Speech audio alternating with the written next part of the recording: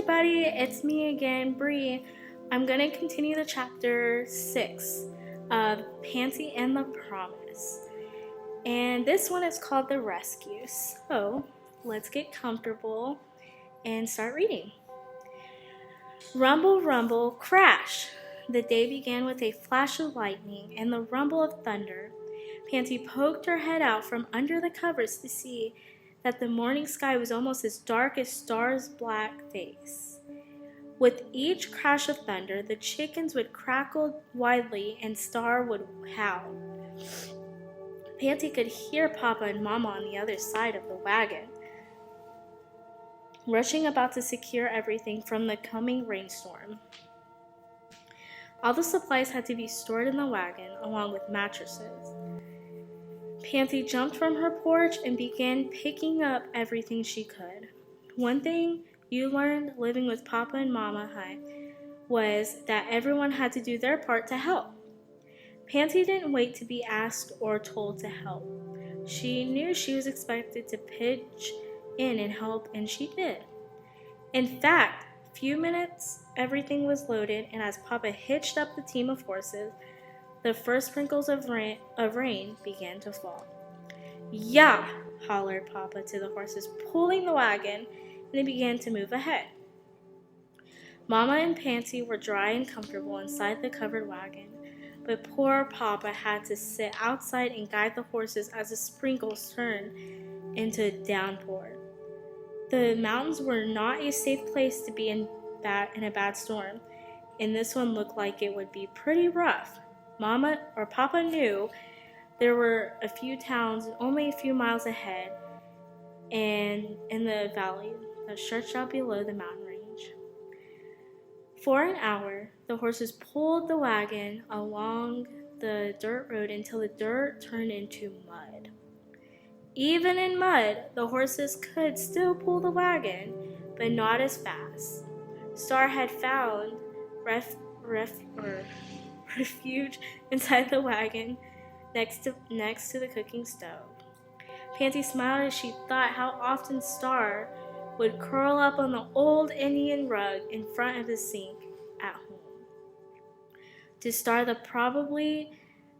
probably felt like a safe and familiar spot. Mama and Pansy sat on big cushions they had bought alongside of the road for the ride. The bumps had turned into splashes. "Mama, whatever happened to my great-great-grandma Nancy?" Pansy asked. Papa said she finally got back home, but how? "I don't suppose Papa would mind if I told you the rest of the story," said Mama, "especially since we're going to be cooped up in this wagon for a while." "Well, Pansy, your great-great-grandmother Nancy Ross recovered from all her wounds with the help of Lolotia, her Indian mother. After successfully running the gauntlet, Nancy was accepted and respected by the tribe. In fact, she was treated like a princess. They gave her the best of everything, but they would not let her return home." Pansy asked, "How long did she live with the Indians?" Mama said for 7 years. "Wow, that's a long time," said Pansy. "Yes, and her Papa and Mama never stopped looking for her. They hired scouts to hunt for her." "Mama, what's a scout?" asked Pansy. "Well, Pansy, a scout is an Indian who works for the tiny army. They know the customs and ways of the Indians, and they help the army work out some of the troubles between the Indians and settlers," answered Mama. She continued, "For months an Indian scout had been looking for a young white woman in all the tribes around the area." "Wait, Mama, you said Nancy was only 7 or 8 years old," Pansy interrupted. "I know, but it had been 7 years since she was stolen, so now she was 14. Almost 15 years old and a young lady," said Mama.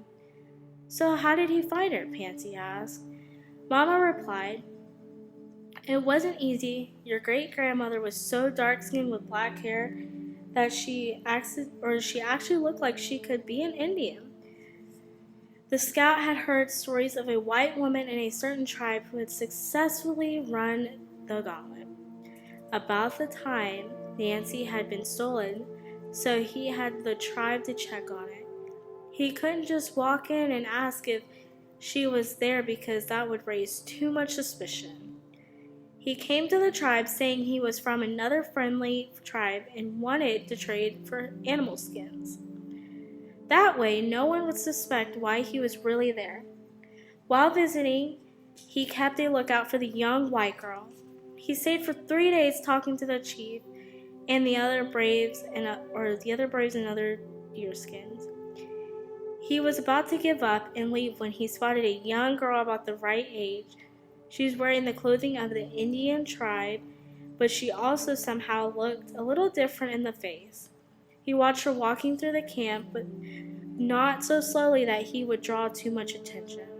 Or not so closely, so he would draw more attention. He went back into the chief's longhouse and told him he had decided to make a trade with the tribe and would be staying a couple more days. The chief was very pleased and invited him to stay in his stay in his longhouse for the night. The scout knew if he did that, it would be very hard for him to slip away and learn what he needed to know about this young girl. He thanked the chief, but asked if he might stay outside the camp near his own supplies. The chief agreed and asked for him to come again in the morning. Mama continued. It was a daily routine for the young girls of the tribe to rise early in the morning to go down the stream and fetch water for the day. The scout planned to be at the stream early in the morning, with his horses, so it looked like he was just watering his horse, when in fact he was really watching for the young girl. Shortly after the sun rose, the scout was already at the stream where the girls fetched water. 1 or 2 at a time, they came to the water's edges and dipped their buckets into the stream, and then returned home. After a few moments later, he spotted her. Fortunately, she was alone.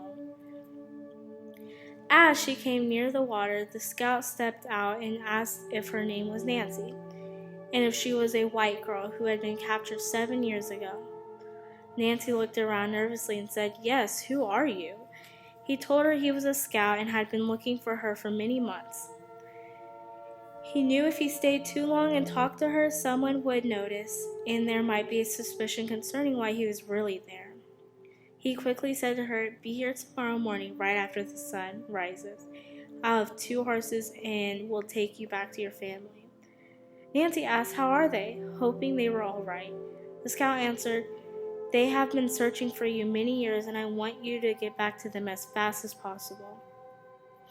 For 7 years she wondered if the Indians had killed her parents after taking her away. She was relieved to learn that they were both alive and well. Mama continued quickly. Nancy returned to her house and no one would suspect anything was wrong. Although the Indians treated her like a princess, they never allowed her the freedom to leave the area or even roam about on her own. As Nancy walked back up to the hill toward her long house, she thought of seeing her parents again. She also thought of Lolotia. This will break her heart. For 7 years she had cared for and loved Nancy. Like a mother, she had risked the anger of the tribe by helping Nancy run the gauntlet, and she raised Nancy like her own daughter. Now she had to leave without even being able to say goodbye.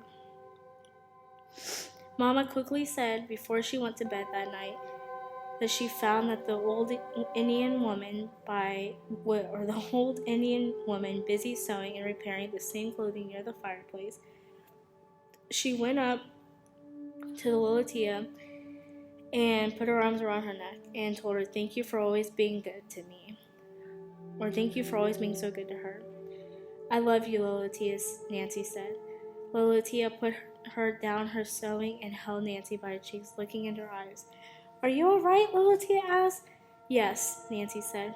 "I love you too, child," and she kissed her on the forehead. Nancy looked down at the few remaining fingers on Lolitia's hand. They had been sacrificed to save her life. She was amazed that with only half of her fingers she was able to sew. Never once had she heard Lolitia complain. Nancy thought to herself how much this Indian woman loved her and how painful it would be to leave her. Nancy went to bed and nothing was more to say. But she would always think that Lolitia probably knew something was about to happen to take her away. But she did nothing to prevent it. It was her way to love and wanted the very best for others. Her name Lolitia means a gift from God, and for your great-grandmother, she truly was a very special gift. Pansy agreed. Pansy was a wonderful mother. Yes, she was, Pansy, Mama answered, as she continued with excitement in her voice. The next morning, very early as the sun was just rising, Nancy met the scout at the stream outside the camp. In a moment, they rushed away on the horses. There was no time to waste. As soon as others realized that they were gone, they would send braves out on horses to find her. Away they rode like a flash. It was about 2 miles from the Indian camp to the blockhouse where the soldiers lived.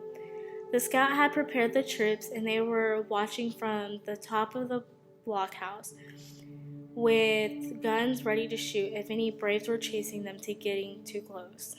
Sure enough, not long after they left the camp of the Indians saw someone from riding away, and the warning was echoed all over the camp. Young braves rode fast after them. Fortunately, they had only bows and arrows, but no guns. So by the time they almost caught up, the two of them were safely inside the blockhouse. The Indians knew not to come too close to the blockhouse because the soldiers had powerful guns. So they returned to their camp. Mama said light-heartedly, "Pansy, this is how your great-grandmother was rescued and returned to her parents." Nancy Ross lived to be 100 years old and had a great-grandson named John Ross, who became well-known evangelist. Sorry, don't know how to say that word. He wrote a book about her, and that's how we know the story of her capture and rescue. After Mama finished the story, Pansy just sat for a while and thought about her great-great-grandmother, Nancy Ross. She hardly noticed when Star left his post near the stove and curled up near her feet. For a long time she sat quietly, looking out the back of the wagon. She was aware of the rainstorm and thunder, but her thoughts were on how hard it must have been for little Nancy to be separated from her Papa and Mama for so many years, never knowing if she would ever get to see them again. She also thought about how God kept his promise to never leave or forsake her. Even though it took 7 years, God brought her home safely. The end. And I hope you enjoyed that story.